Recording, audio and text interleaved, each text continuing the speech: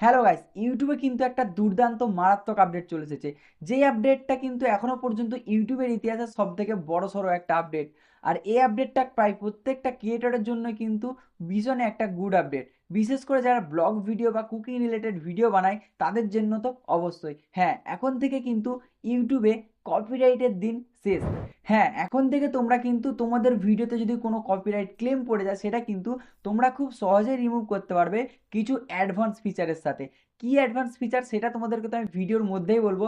একটুও স্কিপ না করে পুরোটা দেখো, তবেই কিন্তু বুঝতে পারবে। দেখো, একটা ভিডিও যখন আমরা বানাই কতটা ডেডিকেটের সাথে বানাই সেটা তোমরা নিশ্চয়ই জানো যারা ভিডিও ক্রিয়েট করো। ওকে, বিশেষ করে যারা ব্লগ ভিডিও বানাও, আমিও ব্লগ ভিডিও বানাই, তো জানি আমি কিরকম কতটা কি খাটনি লাগে, ঠিক আছে। তো যারা ব্লগ ভিডিও বানাও, দেখো অনেকটা জায়গা ঘুরে ঘুরে তবে কিন্তু তোমরা ভিডিও বানাও, ঠিক আছে। আর সেই ভিডিওটা যখন এডিট করো সেখানে কিন্তু সিনেমাটিক ইউজ করতে হয়, তবে কিন্তু সেই ব্লগ ভিডিওটা দেখতে ভালো লাগে। কিংবা কুকিং রিলেটেড যারা ভিডিও বানাও, কুকিং রিলেটেড ভিডিওতেও কিন্তু কিছু সিনেমাটিক দিতে হয়, তবেই কিন্তু সেটা ভালো লাগে। সেখানে কিছু সংস ইউজ করতে হয়। ওকে, তো সংসগুলো যখন ইউজ করো সেটা নিশ্চয়ই হিন্দি বা বাংলা বা ইংলিশ যে কোনো একটা সংস ইউজ করো। অ্যান্ড সেই সংসটাতে যদি কপিরাইট ক্লেম পড়ে যায় তাহলে কিন্তু কেমন লাগে সেটা নিশ্চয়ই বুঝতে পারছো যাদের মনিটাইজ হয়ে গেছে। দেখো, সেখান থেকে যে রেভিনিউটা পাবে সেটা কিন্তু তোমরা পাবে না। সেই রেভিনিউটা কিন্তু চলে যাবে কার কাছে? যারা এই সংসটা বানিয়েছে, যেই সংসটা আমরা ইউজ করেছি, সেই সংসটা যারা বানিয়েছে, যেই কোম্পানি, সেটা টি সিরিজ হতে পারে কিংবা জি মিউজিক হতে পারে, এরকম কিছু কোম্পানি নিশ্চয়ই গানগুলো বানায়। সেই কোম্পানির কাছে কিন্তু এই রেভিনিউটা পুরোটা চলে যাবে। ওকে, তখন কিন্তু আমরা একটা টাকাও পাবো না যেই ভিডিওটাতে এই কপিরাইট ক্লেমটা পড়েছে। ওকে, পুরো ভিডিওটাতে কিন্তু এই একটু ক্লেমের জন্য, একটু যে গানটা আমরা ইউজ করবো সেইটুকুর জন্য কিন্তু পুরো ভিডিওর রেভিনিউটা ওই কোম্পানির কাছে চলে যাবে। তখন আমাদেরকে কি করতে হয়? তখন কিন্তু আমাদেরকে এই ভিডিওটার যেই কপিরাইট ক্লেমটা সেটা রিমুভ করতে হবে। তো রিমুভ করার জন্য আমরা কি করতাম আগে? আগে কি হতো, যেই সংসটার ওপরে মানে যেইটুকু পোর্শনে কপিরাইট ক্লেমটা পড়েছে সেই জায়গাটা হলে মিউট করে দিতে হতো, না হলে কেটে বাদ দিয়ে দিতে হতো। আর সেইটা যদি আমাদের নিজস্ব সংস হতো তাহলে কিন্তু যদি ভুলভাল আহ, ভুল করে যদি কপিরাইট ক্লেম পড়ে যেত তাহলে কিন্তু ইউটিউবের কাছে আমরা ডিসপুট বলে একটা অপশন ছিল, সেখান থেকে ক্লেম করতে পারতাম। ওকে, এখন থেকে তোমরা কিন্তু আরও একটা ফিচার্স দেখতে পাবে। হ্যাঁ, এটাই কিন্তু সেই অ্যাডভান্স ফিচার্সটা যেখান থেকে তোমরা কিন্তু খুব সহজেই কপিরাইট ক্লেম রিমুভ করে নিতে পারবে।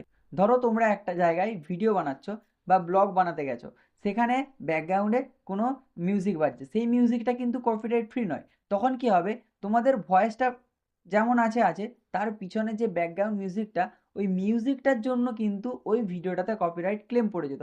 তখন কি হতো, তখন কিন্তু আমাদেরকে ওই ভিডিওটা হলে কেটে বাদ দিতে হতো, না হলে ওই জায়গাটা মিউট করে দিতে হতো। ওকে, বাট সেই জায়গাটা যদি মিউট করে দিই কেমন লাগবে? অডিয়েন্সরা কিন্তু বুঝতেই পারবে না এখানটায় কি বলছি।